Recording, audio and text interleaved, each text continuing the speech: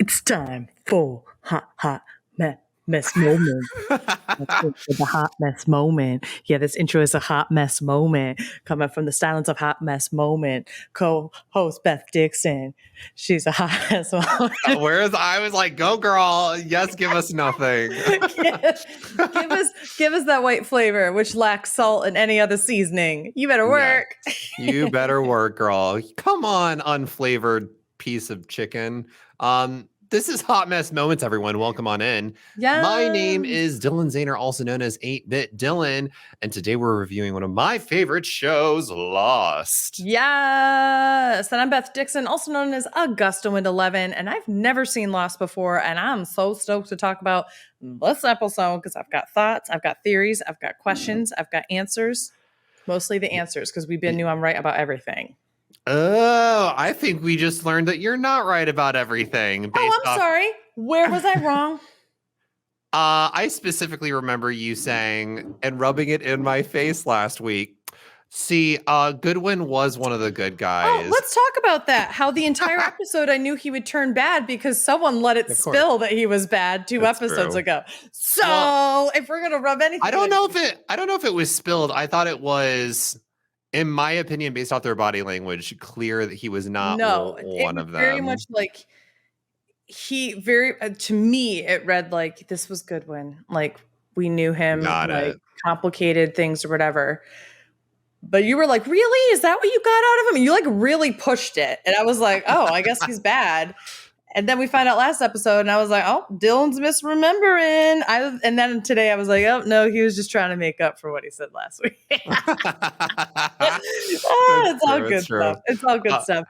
But welcome on into Hot Mess Moments, everyone. This is your hot, messy recap and review of Lost. And so today we are going to be covering Season 2, Episode 7 of Lost, which is called The Other 48 Days. But before we get into that, let's talk about this trip that you went on to Missouri. I went to Missouri. I was great. He was here. If you guys missed our very poor audio quality, the nanny episode on Tuesday, which actually do you have the right mic selected?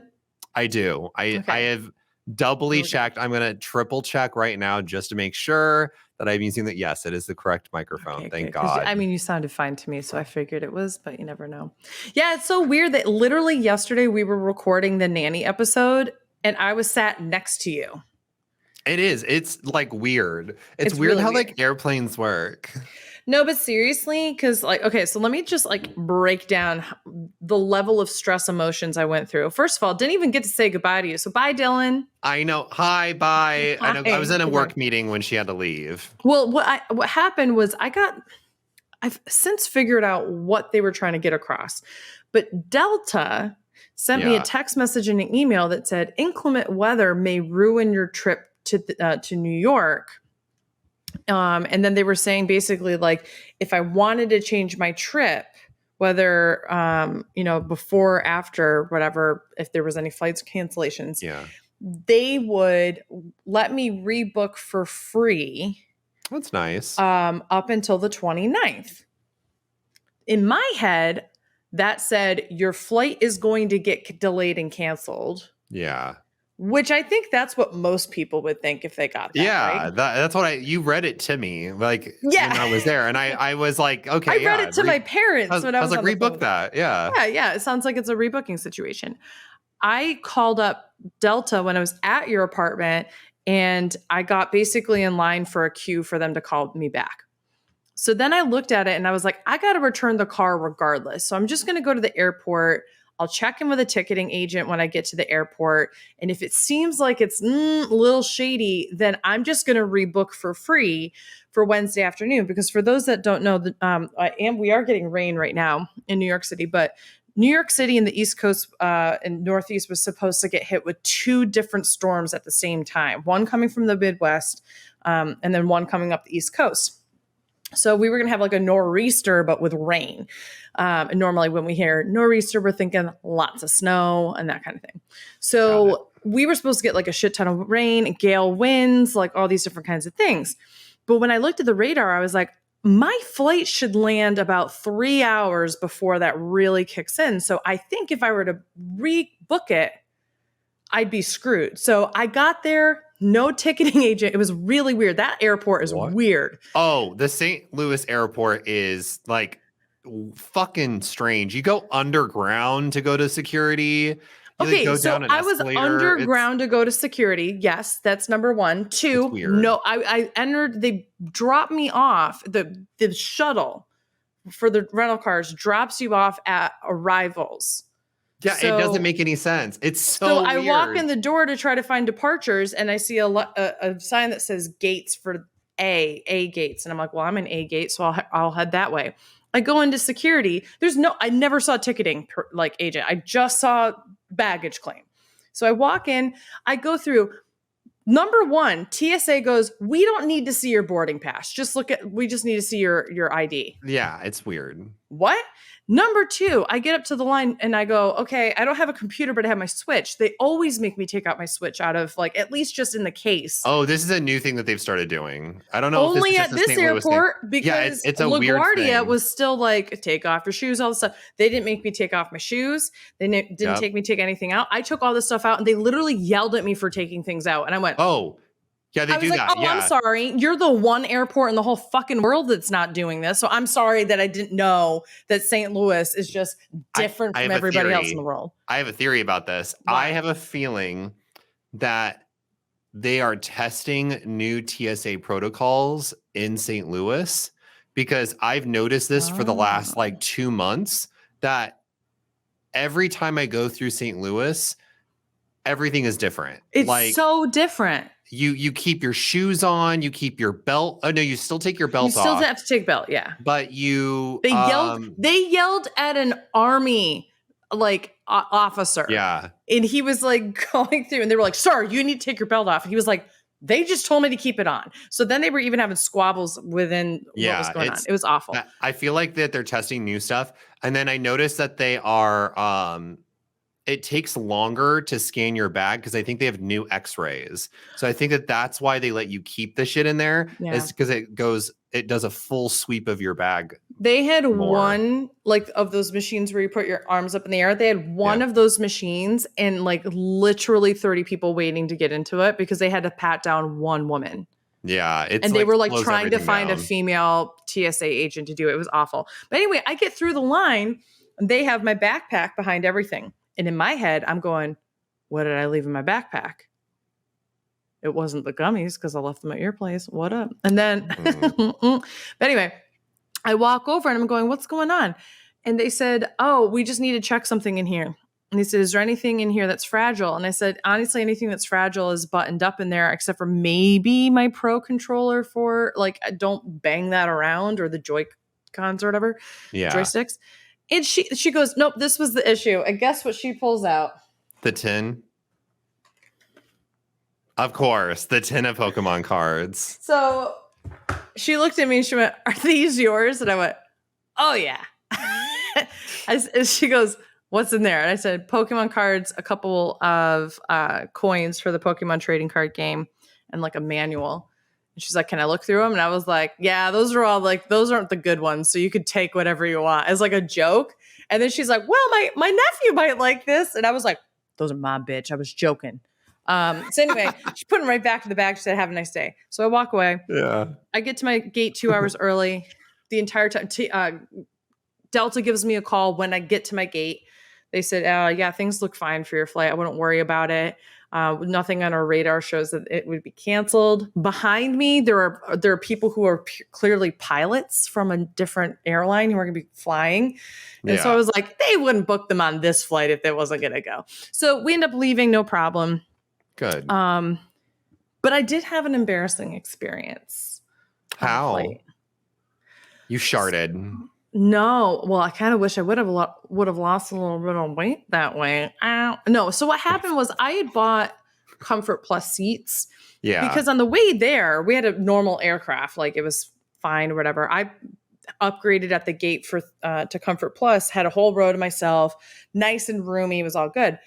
I get onto this flight and I upgraded to Comfort Plus and they have me, sitting next to a person I don't know. And my hips are so wide that I was really like infringing on this guy, and I couldn't help it. I'm trying to find ways to like sit up on the wall if I can because I have a window. And then my seatbelt wouldn't buckle. It was that Oh, short. shit. And I normally like fit fine in the seatbelt. It's like I'm a bigger person, but I'm not like too big. So, and then it occurred to me that like people could barely put like their normal overhead stuff in the overhead. Like this was just such a small plane that even Yeah. Comfort Plus and first class were like nothing. But I did get really embarrassed about it, and I like silently cried for a second. Oh no. It was so embarrassing. But then the flight attendant, there was an open row, like 2 rows ahead of us, and then the flight attendant was like, "Are you two together?" And I literally looked at her with like pleading eyes, and I was like, "No, like please move him or myself up there." And so my neighbor got to move up there, and so I had both rows to myself for or both seats to myself. So all ended up working out okay, but it was one of those situations where I was like, this poor guy for 2 hours is going to have to feel like my side booty / hip pushed up on him, and this armrest in the middle can't go down all the way. Like I was just like, so he had a boner today, the entire time. It's fine. he was like, what? He was into it. He was into it. Curvy bitch next to me. But no, so that was an inspiration for me. Oh, and then we land in LaGuardia and there's no gate for us to go to. So they have to like, I hate when that happens. Had to go down. So they park 15 miles away. We had to get down the stairs of the aircraft and then like walk down the stairs or whatever, which were scary to go down. Yeah. And then walk what felt like 3 miles in order to get to the airport because they did not, of course, have anybody come pick us up. Walked, and I'm sitting there with my bag. I didn't check anything. I have an overnight. What? It was a whole thing. So this then is wild. I waited for an hour and like 20-ish minutes for a cab. Finally got in the cab. Then we were in traffic for about 40 minutes. And then I finally got home. That sounds like a fucking nightmare. Not as bad as our friend Dusk, who literally had to spend the night in the airport. Yeah. But it was pretty much like, as soon as I left your apartment, I was like, it was a high stakes game of what's Beth's emotion going to be at any given moment. Well, it makes me worried because I'm supposed to be flying. I guess it's not until December, but I've literally, I'm not even joking about this. I have talked with maybe 6+ people that have flown in the last like month and a half, and every single person has had insane delays or has had something happen. So I'm like, is this just the norm now? Too, because it also depends on where you're going. I want to say more than half are flying to the East Coast. So maybe it's an East Coast thing, like Midwest to East Coast. 2 of them were flying to LA though, and that's where I'm going to be going in December. So I'm like, I hope this doesn't happen to me. It was really interesting. The people, the pilots from the other airlines or whatever, who were sat behind me. Yeah. And I heard them complaining about the size of the plane after I was having my silent moment where like I was like silently crying. Like I had a couple like tears come down because I was like embarrassed. Thank God for the mask, because I'm sure underneath I was going trying to like hold it in. You or look whatever. Like Ana Lucia. Ana Lucia was like, the fucking Michelle Rodriguez cannot cry on cue. Oh, girl, Michelle Rodriguez needs to stick to just having like a bitchy undertone, and that's just it. Yeah. But no, they were even complaining about the size of the plane, and then they were talking about how like normally to do certain flights we'd be in a bigger one. Like this is weird that we're not in a bigger one. So I don't know. Yeah, I think the East Coast, LaGuardia is under construction. There's so many things going on. But I think the pandemic, a lot of airplanes were like, or airlines were like, let's see what we can get away with now that people are actually flying again. I know it's a mess. But this is actually super relevant to what we're talking about because planes, 0 out of 5 stars for Oceana flight 815. Oh, girl. Yeah, leave a really bad review. That Yelp review is going to be spicy. Can you imagine when I like in the moment that that Cindy, who's the flight attendant, tells all of them like, hey, we lost contact like 2 hours before we crashed and all this other stuff. And all I could think of is if I were on the beach, my one thing would be like, this is the worst fucking airline. Like I would just be complaining in my head. Like, I cannot wait to at the Twitter of this airline. I am going to go on a whole Kylan complains rant and go for it. No, it's so true. Let's get into it then. Yes. We need to talk about this episode because there's a lot of funny stuff. And I think I have an idea for how we can cover this episode. Okay. Because there's only one storyline throughout all of it. But this is Lost, Season 2, Episode 7, The Other 48 Days. Isn't 48 Days like a zombie movie or something? Yeah, 48 Days Later. 48 Days Later. I've never watched it. It's pretty good. It's pretty good. Does anybody dress as a nurse who shoot herself in the head by accident? Sadly, no. But Halloween Kills. It's not worth it. Not worth it. Not worth it. Wait. I'm gonna give my 2-second review before we get into this episode recap, and you give a 2-second review as well to Halloween Kills. Funny, fucking bloody, terrible time. Okay. I was gonna say great time because it's bad. It is bad. Yeah, it's like bad in like a good, but bad in like a bad way. It's bad in a bad way, but it's like I had more fun breaking down how bad the movie was. I agree. After the movie. Yeah, like our whole ride home was just shitting on the movie. That I had such a good time. If you really want a gory film, go watch Halloween Kills. And I will say this: I appreciate what they're going for in the movie. They just don't do it. They don't accomplish the goal. They don't get the assignment. It's bad. They did not. They were like, "This is about mob mentality." I was like, "Yeah, a weird subplot of this movie is a weird mob mentality that like makes no fucking sense." But okay, that doesn't pay off. And anyway, there's no payoff. The only thing that they're trying to say is like sometimes the thing that you rally about and you think you've conquered has a way of rearing its ugly head at you. Like that's what they're trying to get across. And I'm like, you know what? You could have just killed all the people anyway. It was just weird. I would also state that today I watched an older BuzzFeed quiz video thing with the cast of Knives Out, which Jamie Lee Curtis is in, and they have to choose it's like would you survive or dinner murder like mystery.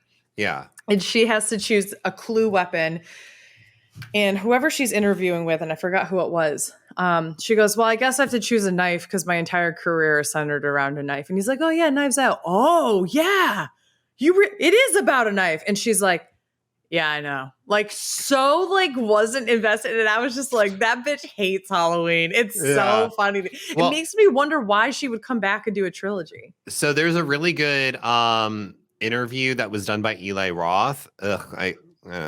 Feelings. But the interview is really good in the sense that I think it's like a Shudder official podcast that's on Spotify.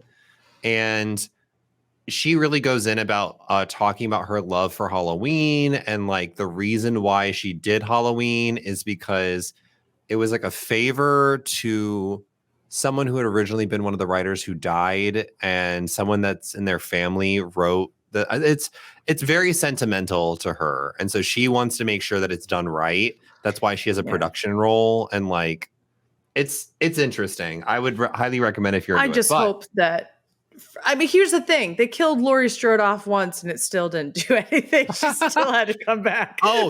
She says in the interview that she demanded that she died. So like, in the movie, that's what they weren't going to kill her off. And she's like, no, you better fucking kill me off. And they don't even kill her off like on screen in the original kind of like stuff. They're basically like, by the way, Laurie died in a car accident. Like, it's so funny. It's so dumb. Oh God. Anyway, going back to the task at hand here. Yes. So how I want to cover this episode is let's talk about obviously the main plot. We can talk about all of like breaking down like what happens throughout this. Then I want to talk about each individual Taylor character. And I think I'd rather just talk about the characters because, I mean, honestly, otherwise we're just doing a step-by-step review of what happened. And I kind of want to move away from that. Yeah, that's fine. So what we'll do is... Like, why do I have to break it down for everybody? Why don't you just watch it at home, people listening to our podcast? Yeah, watch the fucking episode. Okay, first off, I want your thoughts overall of this episode. What's your rating for it? How did you feel? It's like a 7 out of 10, I would say. That's generous. Yeah, it's it's cool, I guess, to see the other people, but it just becomes the main people that you know about halfway through. And then like the one Yeah. person you're like, okay, well, good one clearly killed or is clearly part of the others. Like you figure it out really early. And so there's not much mystery. And then it's just like the weird, like you're going in and out of sleep, like your eyes are like opening and closing at the very end when they're like, Jin arrives. It's And now so everybody bad. else arrives. And blah, blah. So it's just kind of like I feel like they tried, but it didn't pay off. So I would say like a No. 7 out of 10. Yeah, I'm right there with you. I probably would have honestly given this a 5 out of 10. Mm-hmm. And that's because I my memory of this episode is very different than how the episode is. Okay. Because I had not seen this episode for years. And so Okay. I remember this like really cool moment of watching it week after week after week. And then finally seeing like the crash basically happen from the other side and seeing all these like new characters, which I thought was interesting. It would Watching have it been now, amazing if we could retroactively have Adele going, "Hello from the other side." I'd It love would it. just That'd be perfect. But this episode is edited so poorly. it's so bad. Like it just Production shows value was not good on this episode. it wasn't. But you know what it does? It makes me appreciate how good the editing is for the other episodes, because this one you could tell the editor was like, fuck, we can't rely on flashbacks to like transition between scenes. Yeah. I got it. We'll do this really awkward fade out into black with a very weird instrumental like blur of noise. We'll put the day number and then we'll just pretend that It's we'll just just the pick up in the same middle of a weird scene. drumming. The Duh, duh, duh, duh, duh. It's so dumb. Like the music in this episode wasn't good. The editing in this episode wasn't good. The cinematography was definitely not good. Like some of the acting wasn't good. the acting was awful. As we already made fun of Michelle Rodriguez for the crying. But Like, what was the whole point of that scene? Just to show, oh, she has emotions? Like, fuck off. Like, that was stupid. what I think they were trying to go for, and this is really dumb. I don't like this. Echo was silent until Ana Lucia showed that she is not like until she showed like vulnerability or something like that. And then Echo decided to talk. I was like, what is happening here? I don't understand this. Like, I didn't like it. It's clear that he's just he doesn't want to fully trust her, I guess. Like, I get that portion. I don't know. I just kind of generally felt like it was stupid. It was just like stupid logic. Yeah. You know what? You're convincing me. I'm changing my rating to a 5. I kind of just felt like, oh, it was nice to see the other portion. But like the more I'm thinking about it, the more I really just didn't care for this episode. Yeah. It was really dumb. This probably is the first time I've really just been like, whatever. I kind of want to watch the next episode just to get the bad taste out of my mouth now. Yeah. I see what you did. She's like, I just want more Lost. But this episode, want to see Shaman die again. we did. We get to see her get shot again, which was pretty nice. Let's see if we see it a third time in the previously on Lost. Previously on Lost. So good. I did appreciate that the writers didn't what I appreciate is instead of making this storyline of what happened the other 48 days linger on for the entire season, they're just like, let's just get it out of the way in one episode. That way we can move forward and we can do what we need to do and have the storyline like continue on from when Shannon gets shot. Because what they could have done is just like, oh, there's mysteries. Who knows? Do a flashback here or there. But after watching this, I really wish that they would have, for the first episode, not shown any of the raft and instead had it focused on this weird flash side story of these people. We have no idea who they are. Yeah. And it's just like these tail section people. Yeah. And see, like, incongruent with what's happening, like we see storylines of the tail section. A couple scenes out of it and literally fit in when they find Jin on the beach and end it with when Echo beats the shit out of Michael and Sawyer. Yeah, and then like once Like they Jin's, already did that. So like just fit in the but other stuff.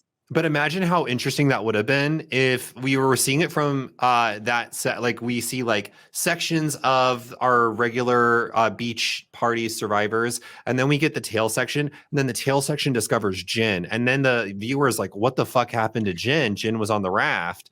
And then we get that But revelation no, of, they already knew that the raft blew up at the end of the finale oh of the. fuck, you're right. Never mind. So that's why Yeah. I'm just going to ultimately say I understand what you're saying, but I don't think it's the right move. And the No, it's reason for not. that I is forgot. they build up that the people on the raft have to have this moment of, did they get discovered by others or by the tail section of the plane? Now, That's as true. we know, Beth is always right, and Beth called that they would come into the tail section of the plane, so we got that.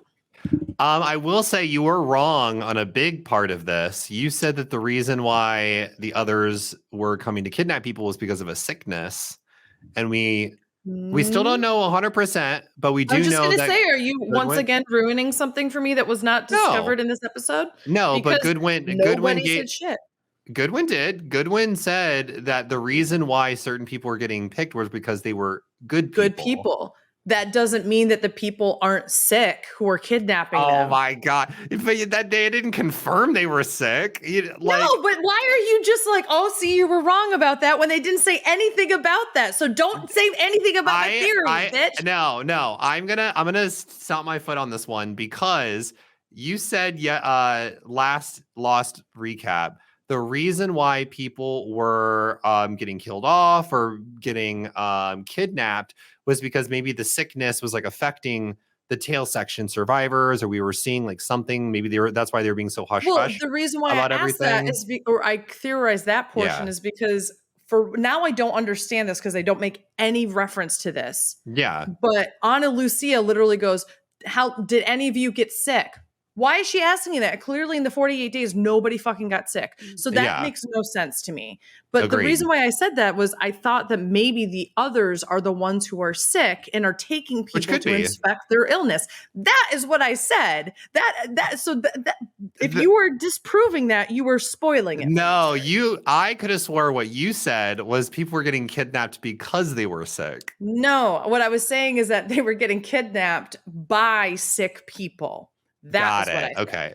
So that is very different. That has been my theory for weeks. Okay. Which very well could be the case. My stomping my foot down was clearly we saw no one sick. So your theory that's what I thought was interesting. So like, let's talk about sickness because what was it? Nathan, was that the guy that they thought was maybe an other? Yeah, and apparently has to use the restroom for 2 hours. And he was on the plane in the restroom for 2 hours. So we either have one of two things. One, maybe Charlie had to go to the front of the plane because that guy was in the back of the plane. And that's why he had to go all the way up there to do drugs. There's that. So then two, I think R.I.P. Nathan, the man had Crohn's. Honestly, I think he did. And I have to say, as a fellow Crohn's buddy, I also would probably be looked at like, you're a weirdo. And I'd be like, no, I was just trying to salvage what I could. I'm so sorry, I have Crohn's. And they're all like, you're a crony? Is that a word? Is that the term where you're like a baddie? I like that, but you would have to spell it CROHNIE, like crony. Whatever. Hey, I'm a crony. Which I don't know if people know this. I certainly didn't know this. Thankfully, and sorry if this is TMI, one of my things is that I don't need to urgently go to the bathroom, but there are many people who do. And I didn't know this, but through the Crohn's and Colitis Foundation, you can literally get a card that says, I can't wait. And you could bring it to any business that says like for customers only or whatever, and show them your card and they have to allow you to use the restroom.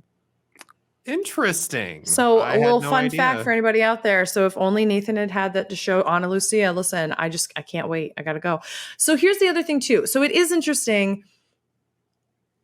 Like, I don't understand why, like they don't really clear up anything about Nathan.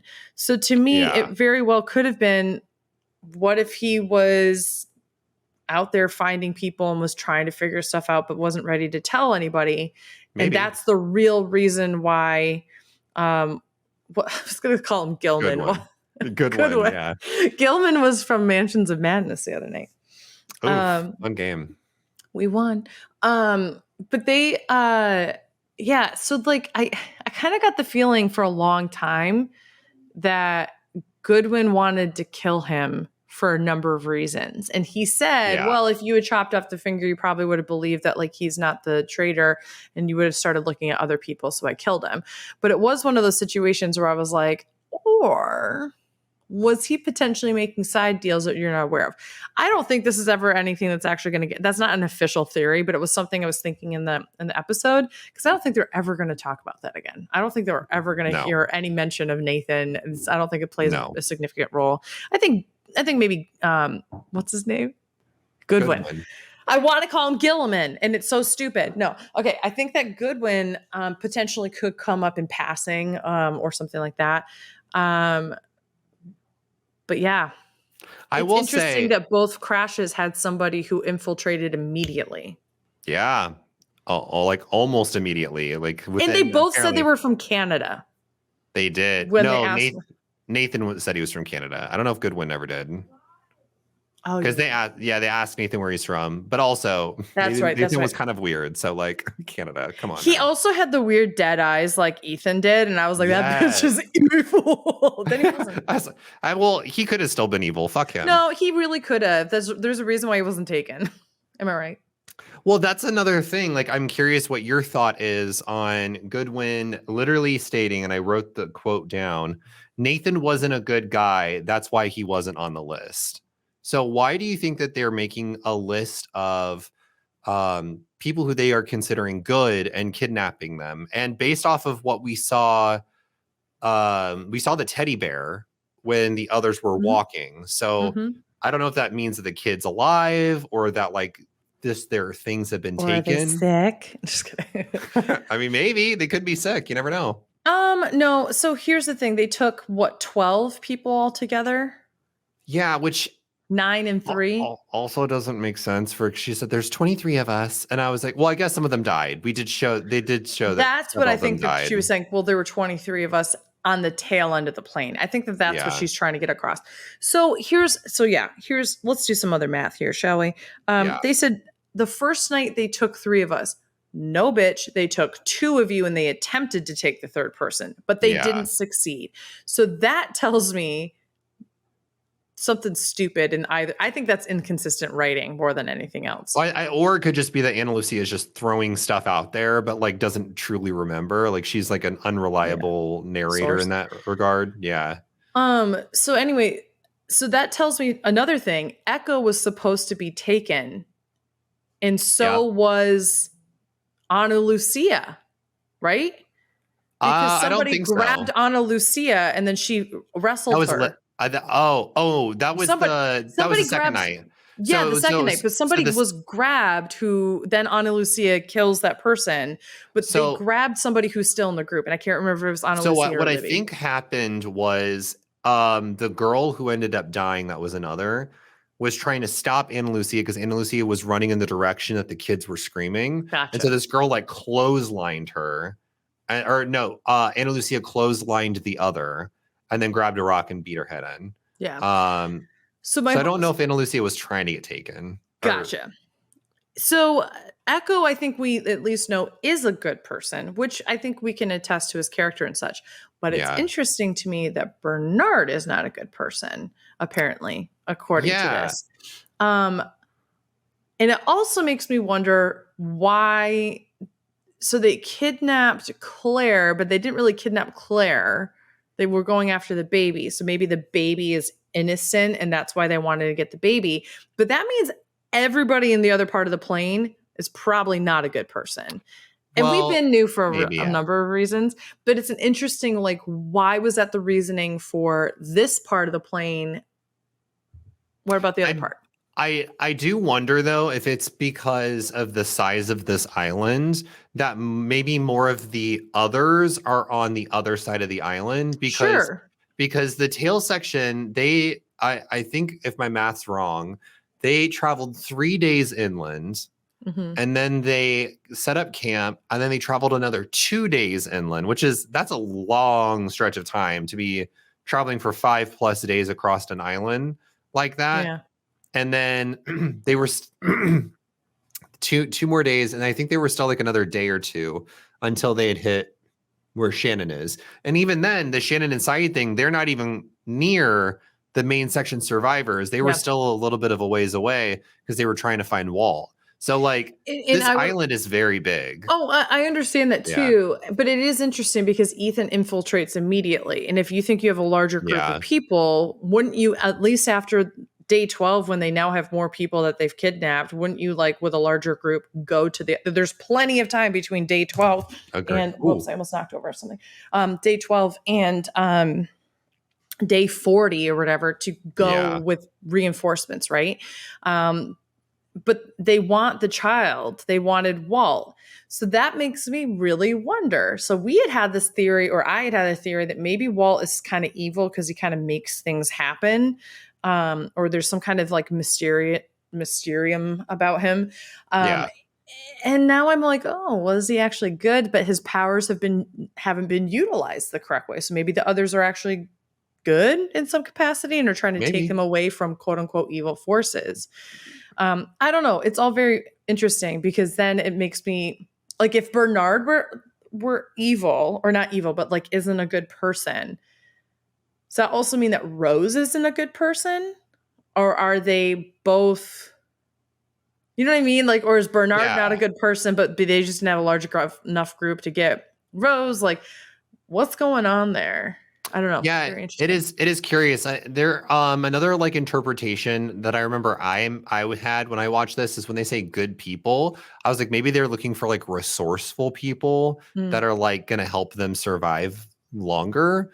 So like maybe that's why they like kidnap children, because then like perpetuate the population. Yeah, and then maybe they're like kidnapping people that'll help them survive. Like Echo said, like strong, or like Goodwin said, like they were strong people, the men that they were trying to kidnap at first. But then I'm like, why wouldn't you want to like kidnap someone like Libby, who is like a clinical psychologist? She seems I will say exactly why. I actually believe out of all of them, Libby is clearly the most evil one, which I think is interesting. Okay, how so?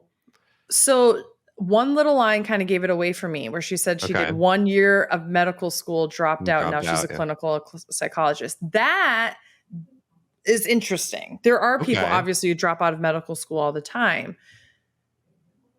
But somebody who is manipulative of people's minds, who didn't have their, like, I just feel like they're trying to play with her. And we've seen her now a couple of times, like try to tell somebody with physical issues, whether it's an infection with Sawyer or the guy with his leg, like she's trying to go about it in what we think outwardly, overtly would be like a very nice way. She's telling a story and snap.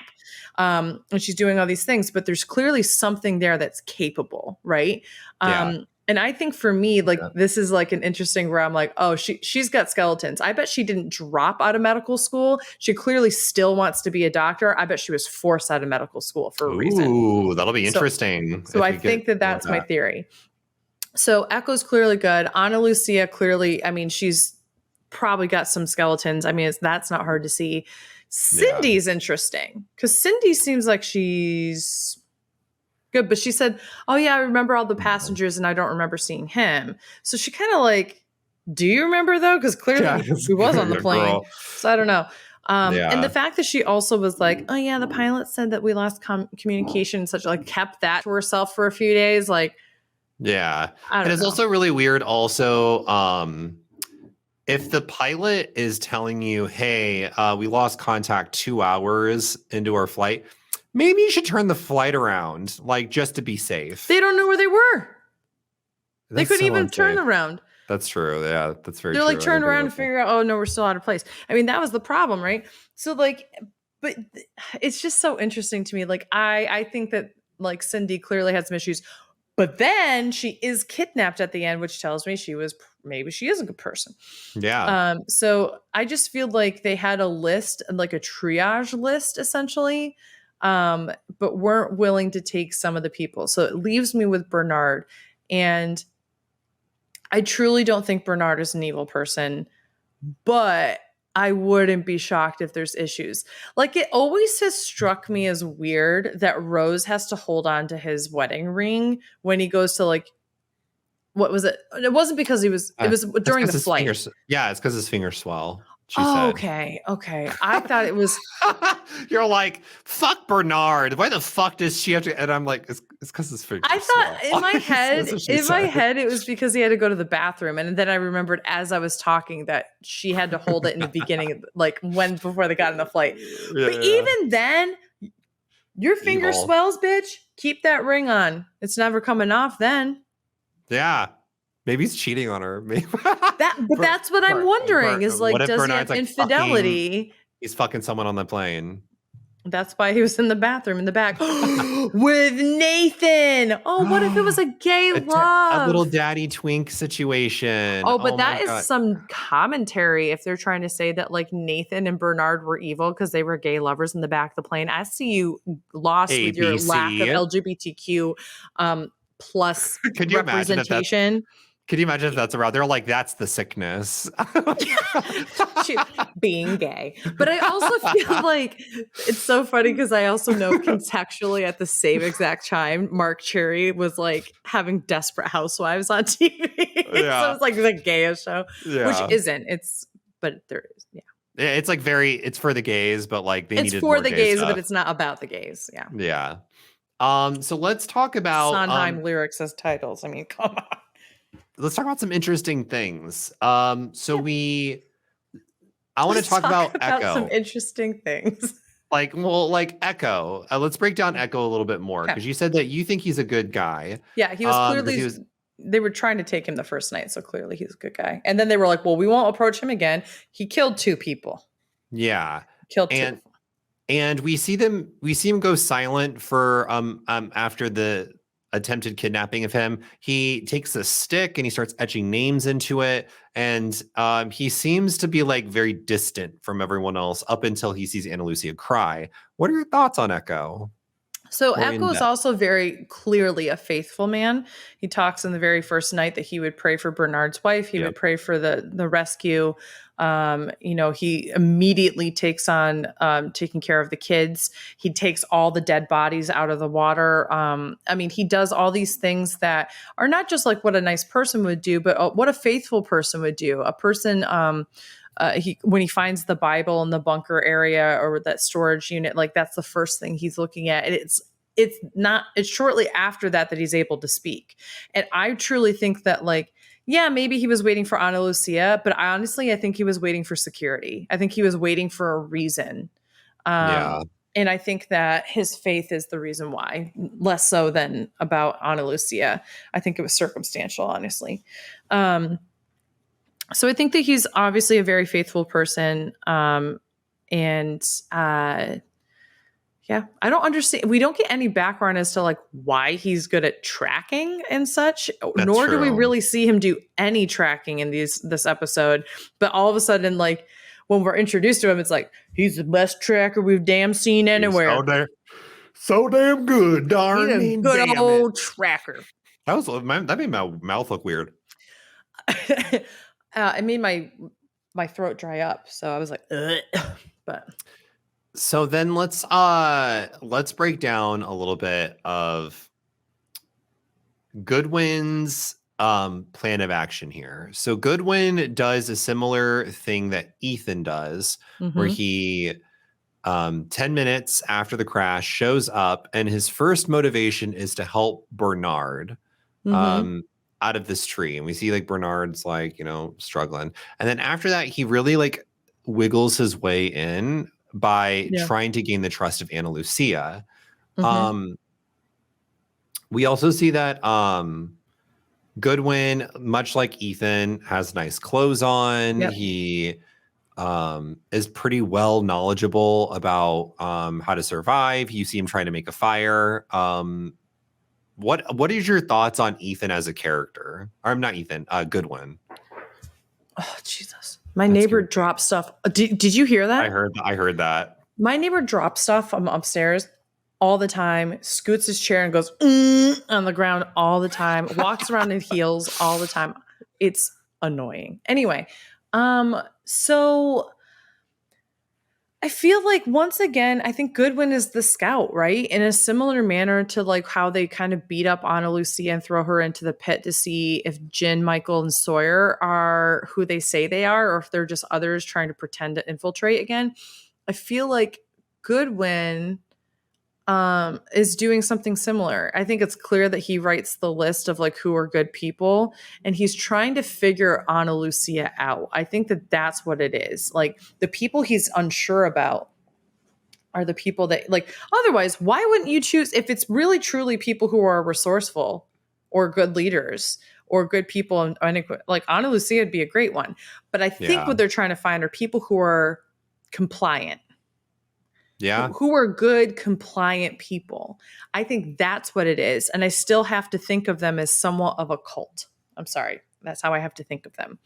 Yeah. And I think that he infiltrates in that way. He's the one that originally is like, no, we should stay on the beach. And the reason for that is because he can get clear messages to the others, right?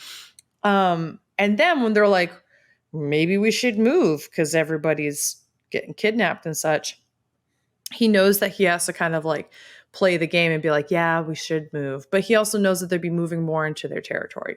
So I think that's when he takes the radio, I truly think it was going to be to get rid of the radio. And when Ana Lucia goes, and it was interesting that they had the US Army knife, that whole exchange between him and Ana Lucia, I would say is the best part of the whole episode. For sure. Because it's him at that point. And because he just snapped Nathan's neck like not too long ago. So when they get up there on that hill and she passes him the knife, it's so much he's tension. cutting, and then like the blade of the knife is like pointing at her as he's passing a piece of fruit, which like nobody does that. You cut it and then you offer the like no one's like, here you go, blade's pointed at you. What you gonna do? You're gonna grab it? Don't cut yourself. Grab it. Don't grab it too hard. Unless you want to die. But then he gives it back to her, and I feel like Ana Lucia knows, and that's the only way that she can get the knife back. But also, why give it to him in the first place? I think she was just trying to pry more information out of him. I think that if she had said no, I'm not going to give you this knife, he would have immediately known, oh, she's suspicious. Yeah. And maybe would have attacked her. So it was her way of like trying to play the field.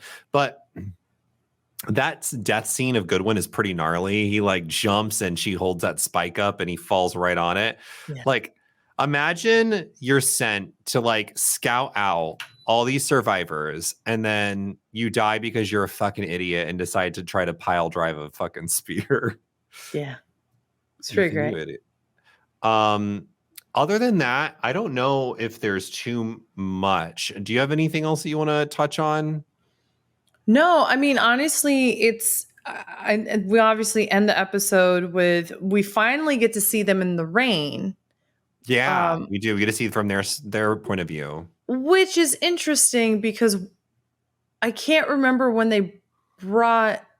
I don't think it was raining when Cindy went missing last episode. No, it was starting to like thunder and like it was like you could tell it was about to rain, but we didn't actually see it rain. So this is supposed to be, it could be in this island, it could be any time from 3 seconds to 3 minutes after that. But it is interesting that the first time we see them go up the hill and they're going, where's Cindy?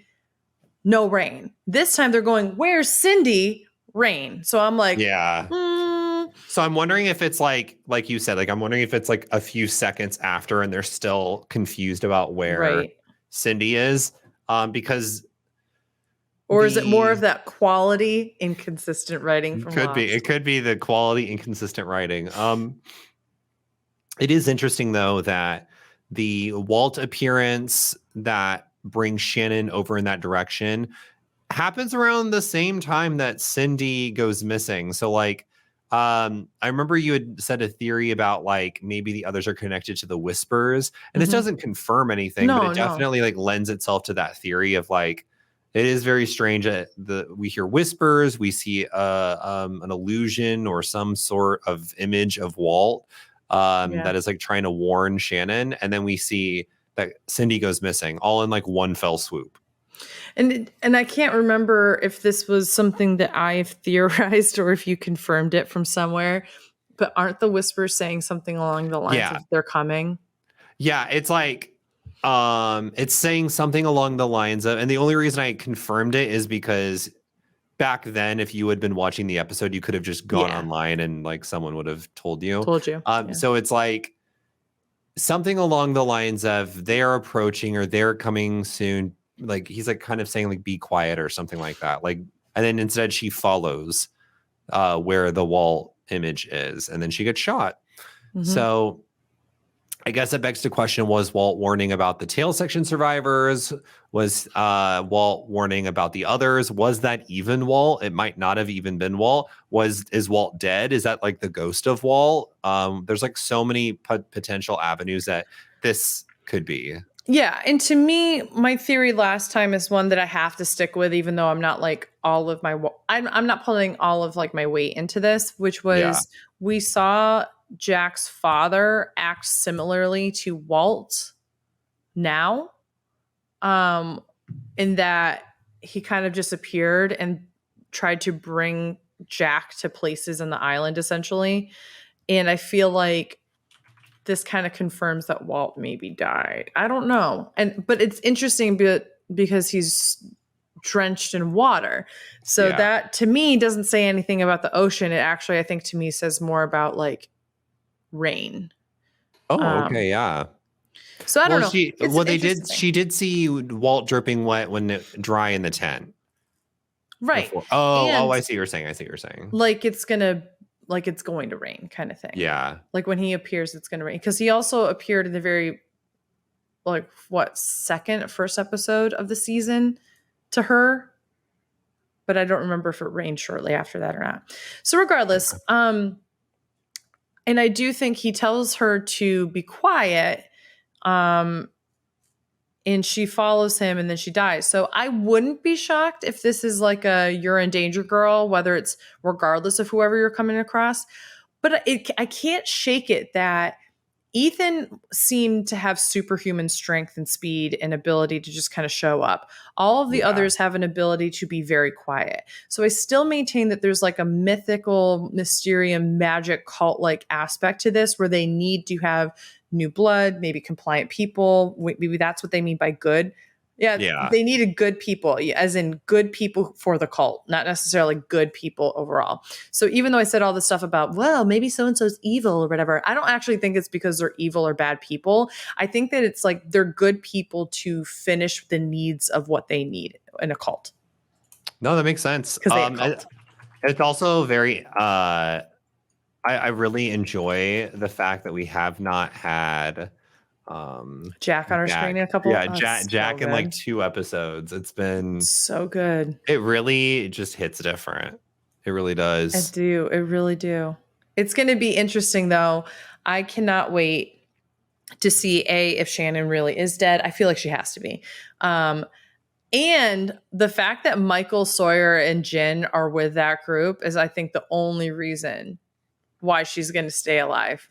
Yeah. Michelle Rodriguez's character, Ana Lucia. Well, let's talk about that. Now that we've kind of wrapped up this tail section survivor storyline of sorts, we've also wrapped up this raft storyline of sorts, and now everyone's kind of in the same location. Where do you see the story going when it enters its basically second arc? Because you know, like how like there's like different arcs within Lost. This is definitely the start of the second arc. Yeah, I don't know if I have too much more to add than what I kind of said last week, which was that I kind of feel like maybe there's going to be a trial or something like that for Ana Lucia. We're going to have obviously a reunion of Sun and Jin, and probably like, I'm sure that their relationship will be much better. I can see Jin learning more English and just kind of going from there. I feel like we're going to see some odds and ends with different couples and relationships and such, much to my chagrin. But I'm sure that the Jack and Locke crew are going to talk about what they've learned about the island from a Dharma standpoint. And they're going to talk about what they've learned from like an other standpoint. And like, I could see Rousseau coming back into the picture at some point to kind of marry the two together.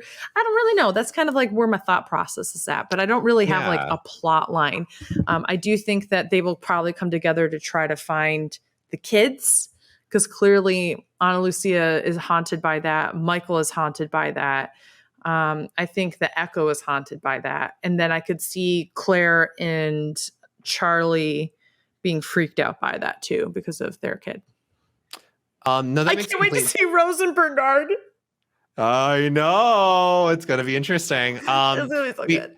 One last thing to talk about for this episode is we did get a confirmation of another Dharma station of sorts. If it's even a station, it looks more like a storage unit, but this is like the Arrow station or Arrow something or other. The logo looks a bit different. And when they go inside of it, they say that there isn't much in it, just a few boxes, but they discover a Bible and a glass eye, which is very strange to find in this. And then they also find that radio.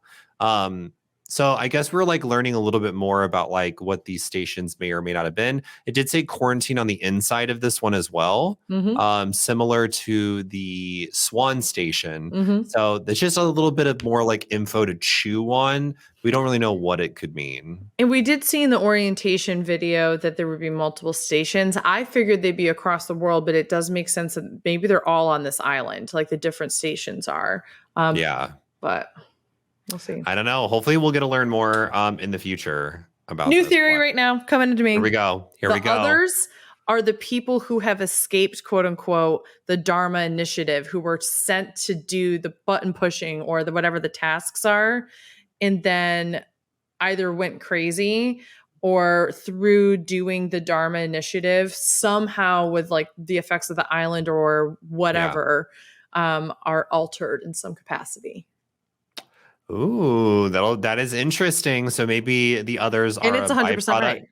Yeah, the others are a byproduct of the Dharma Initiative. So maybe. And okay, Beth. Here's the other thing. The reason why I'm right is because, once again, going back to being more like of a compliant person, like imagine how compliant you would have to be in order to be a researcher that's like press this button every 108 minutes. So true. Maybe that's why they're looking for good people. Compliant people. I mean, if they are, then they're going to have a shit ton in the main survivor group because they seem pretty committed to hitting this button now. But let's talk about who's your MVP, who's your LVP. I'm going to give MVP to Ana Lucia. Very close with Echo, but because she's really honestly the main character, she sniffs out what's going on. She's the only one that's really truly looking out for what's going on. Even though I have an issue with the way in which she goes about doing it, that's just bad. LVP, probably. This is a cop out, but I'm gonna go with Goodwin. Like, okay.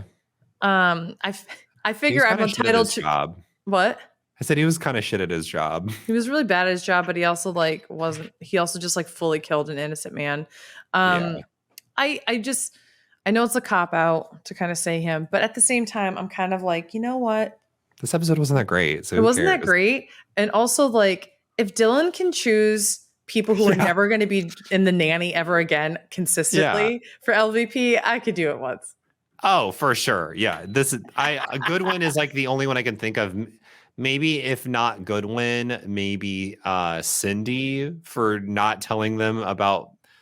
But again, maybe she's getting their hopes up. I don't fucking know. I don't know. But the next episode is called Collision. And did you hear that? I heard that. That was my stomach. Oh my God. That was so loud. It just surprised me. I went.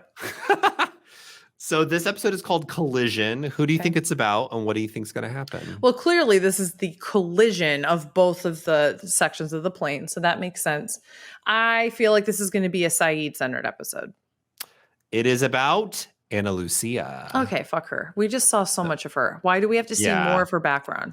Oh, you're going to learn a lot about Ana Lucia. I don't care. I want to learn more about Saeed and where his fucking head is at. and why it relates to his past, and also why would he go for Shannon when he clearly still cares for Nadia? Like, I want that background. I'm right Joe. there with you. So yeah, we learn a lot about Ana Lucia this episode. Cool. We do see a lot of Saeed. Figured. And maybe we'll see a Bernard and Rose reunion. Who knows?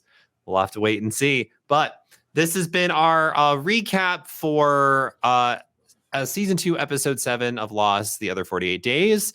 Thank you all so much for tuning in as we talk about this very boring episode. Yeah, pretty boring. We actually spent the vast majority of this time talking about my travels home. No, just kidding.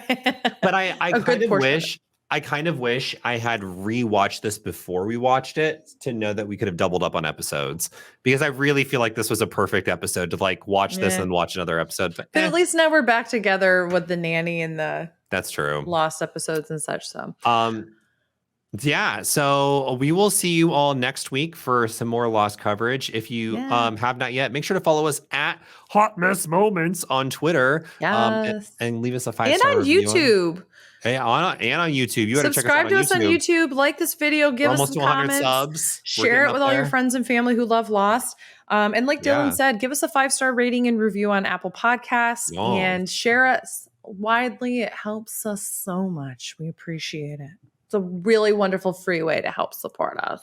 Oh yeah, we love free. Love free. But thank you all so much for tuning in. We will be back here next week. Just like Michael Myers. We always just show up.